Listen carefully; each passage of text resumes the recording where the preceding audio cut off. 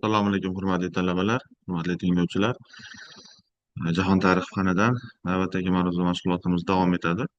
Bugungi mavzuyimiz o'tgan galgi mavzuning uzviy davomi qadimgi Mesopotamiya sivilizatsiyasiga bag'ishlanadi. Darsimizning qisqacha annotatsiyasi Mesopotamiyadagi ilk sivilizatsiyalar haqida atroflicha ma'lumotlarni talabalarga ulashishdan iborat. Darsimiz rejalari ilk sivilizatsiya vujudga kelishi, iqtisodiy rivojlanish, stratifikatsiyalangan jamiyatning vujudga kelishi deb nomlanadi. Birinchi rejamiz. Shahar davlatlar, davlat tuzumi, Lugal, Ensi, Kish shaharlarining yuksalishi bu ikkinchi rejamiz. Tarixiy sarkardalardan hisoblangan Sargon, Sharumken, ikki daryo oralig'ida birlashgan Akkad davlatining tashkil topishi. Bu uchinchi rejamiz va to'rtinchi reja, so'nggi rejamiz Akkad davlati zaiflashuvi, Gucheylar bosqini va Mesopotamiya bo'yicha tarixiy manbalar deb nomlanadi. Umuman olganda, biz aytgan edik, dastlab sivilizatsiya tushunchasi.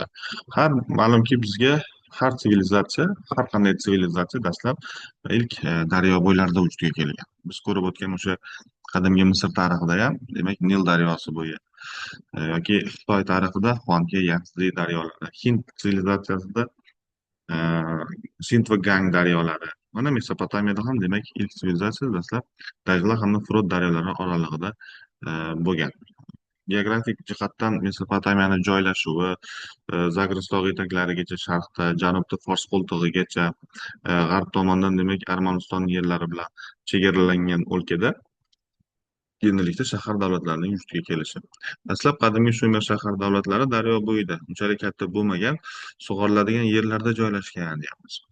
Bunday bo'lsa-da, ma'lum g'arb olimlarining fikricha qadimgi Shumerning eng qadimgi shahri deydi, bu Eridu shahri hisoblangan. Vaqt o'tib, shaharlar bir-biri bilan ham iqtisodiy, ham ijtimoiy jihatdan, ham hudud jihatdan demak konkurensiyaga, ya'ni raqobatga kirishishadi. Endilikda dastlab demak Eridu shahri bo'lsa, Kish shahri keyinchalik demak minbarga chiqadi, ya'niki g'oliblikni qo'lga oladi. Buyuk to'fondan keyin o'zi Mesopotamiyada buyuk to'fon rivoyati, yer yuzini suv bosish haqidagi afsonalar tarqalgan bo'lgan. Mana shu buyuk to'fondan keyin Kish shahri Shumerda endi gegemonlikni qo'lga olgan. Ikki daryo oralig'ida Kishning ilk podshosi sifatida ham aynan afsonaviy Gaur ismli shaxs tilga olinadi. Qaytaraman, demak Gaur ismli shaxs dastlabki podshoh sifatida. So'ng taxtga Gulanidaba Annapad ismli shaxs kelishi bilan manbalar ma'lumot beradi. Ularning hukmronligi davri borasida hozirgacha olimlar orasida munozarali savollar bo'lib turibdi. Ayniqsa birinchi Kish sulolasining 13 podshosi Etana davrida Kish shahri yuksaladi nihoyatda. Shu yerda siyosiy barqarorlik yuzaga keladi. Rivoyatlarda demak hukmron Etana xudolar oldiga tug'ilish maysasini olishi va merosxo'r voris tilab osmonga ko'tarilganligini ta'kidlayapti. Qadimgi Mesopotamiyada Kish Lugali unvoni uzoq vaqt katta obro'ga ega bo'lgan. Lugal bu unvon, o'rtoqlar. Lugal, en singari tushunchalar bo'lgan. Mana biz bugungi zamonaviy tilda должность deymiz. Xuddi shu singari Mesopotamiyada en, Lugal singari mana rejamizda ham bor edi. Lavozimlar bo'lgan. Keyinchalik maqom ga aylanib boradi bu unvon. Shumer shahar davlatlarida taxtga da'vogar podshoning hokimiyatini qonuniylashtirish timsoliga aylanib qolgan.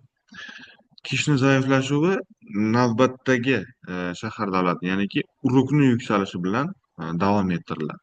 Demak, dastlab demak biz yuqorida aytdik, g'arb olimlarini ta'rifi bilan aytganda dastlab Eridu shahri, keyinchalik Kish shahri, mana endilikda Urukka o'tyapti endi boyagi tayoqcha.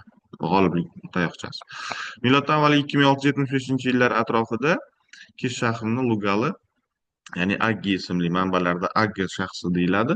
Uruk shahrining eni, ya'ni lavozimli shaxsi Gilgameshga urukliklar bilan irrigatsiya ishlarida qatnashishni talab qiladi. Biz Mesopotamiya tarixini o'qiganimizda Gilgamesh haqidagi afsonani yaxshi bilamiz.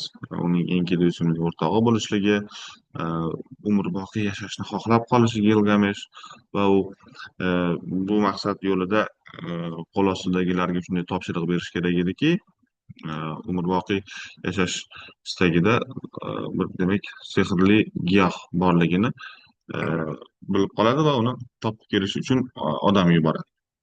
Va o'zi ham odamlar demak unga hech qanday ma'lumot olib kelolmagandan keyin o'zi o'sha sehrli giyohni izlab yo'lga chiqadi va qaytayotganida deydi o'sha sehrli giyohni olib yurtiga qaytayotganda yo'lda bir suv bo'yida deydi suvsab ketgan Gilgamesh suv ichishni va cho'milishni maqsad qilib daryoni bir chet qirg'og'iga boyagi giyohni qo'ygan. U cho'milayotgan vaqtda giyohni hidini ilon hidlab sezib unga kelib o'sha giyohni olib ketgan deyiladi. Bu rivoyat.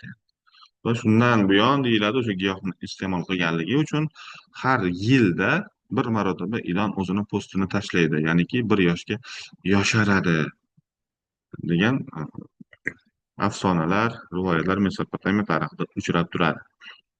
Aynan o'sha Aggi demak Gilgameshga urukliklar bilan birga irrigatsiya ishlarida qatnashishini talab qilgan. Gilgamesh esa Kishlogaga rad javobini beradi. Shundan keyin Aggi urukni o'z qo'shini bilan qamal qiladi.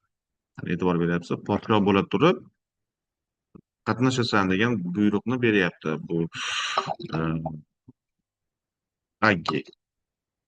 Kishlogali Aggi shu topshiriqni beryapti. Bunga rad javobini olgan Aggi endi Gilgameshga demak qo'shin tortyapti. Va Aggi urukni o'z qo'shini bilan qamal qilgan. Ammo tez orada mag'lubiyatga uchrab qolgan Gilgamesh Kish ustidan g'alabasiga erishib, keyinroq Shumer yerlarini birlashtirib, uni shaxsiy o'zini hisobi bilan demak ilohiylashtirgan. Urukni birinchi sulolasi vakillari Urnungal, Utulkalama, Labashun, Enumtaraxana hukmronlik yillari hozirgacha munozarali va boshqa podsholar davrida Uruk Shumerda gegemonlikni saqlab turgan. Bundan tashqari, endi shimoliy akkadliklar bilan janubiy shumeriylarni o'zaro birlashtirgan hukmdor xususida ham gaplashadigan bo'lsak, bu demak ko'pchilikka ma'lum va mashhur bo'lgan Sargon I ismli shaxs. U demak oddiy suv tashuvchining tutingan o'g'li bo'lgan. Asli u kimning farzandi ekanligi tarixiy manbalar haligacha aniqlanmagan. Suv tashuvchining o'g'li o'zi esa bog'bonchilikdan, demak qiyinchilikdan hokimiyat tepasiga yaqinlashib borgan. Sargon I milod avvalgi 3-mingyilliklarda shimoliy akkadliklar bilan janubiy shumeriylarni birlashtirgan Shumer akkad davlatini tuzgan hukmdor sifatida bilishadi. U jahon tarixshunosligida ilk bor 5400 kishidan iborat bo'lgan milliy kuchli qudratli qo'shinni, ya'ni armiyani shakllantirgan shaxs sifatida biladi.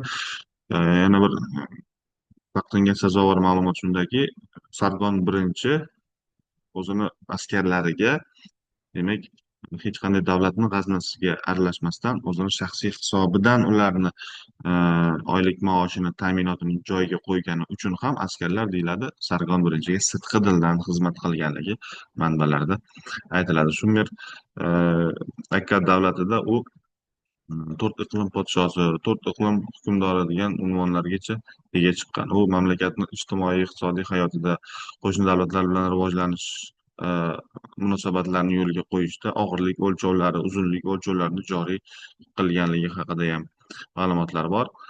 Umuman milod avvalgi 3000-yillikni ikkinchi yarmiga kelganda shu rivojlangan, kuchli, qudratli davlat hisoblangan Shumer akkad davlati ham demak ko'chmanchi qabilalar tomonidan bosib olinadi.